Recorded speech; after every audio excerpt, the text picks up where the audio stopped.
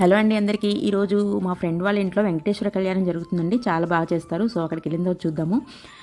So చాలా బాగా arrange చేశారండి. ఇక్కడ పంతులు గారు వాళ్ళు వచ్చి చేస్తారండి. ఇక్కడ దుబాయ్లో చాలా కళ్యాణాలు చాలామంది చేస్తుంటారు. సో వాళ్ళైతే 108 కళ్యాణాలు చేయాలని చెప్పి పెట్టుకున్నామని చెప్పారు. ఇండియా నుంచి వచ్చారు.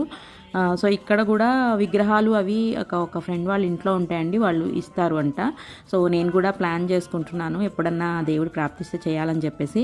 సో చాలా బాగా పంతులు గారు చాలా బాగా చేశారండి. నిజంగా ఏదో తిరుపతిలో కళ్యాణం చూసినట్టే అనిపించింది అనమాట మాకు. సో మా అందరితో కూడా చేయించారనమాట.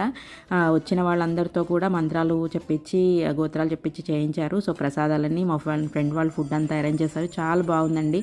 చాలా సంతృప్తిగా అనిపించింది.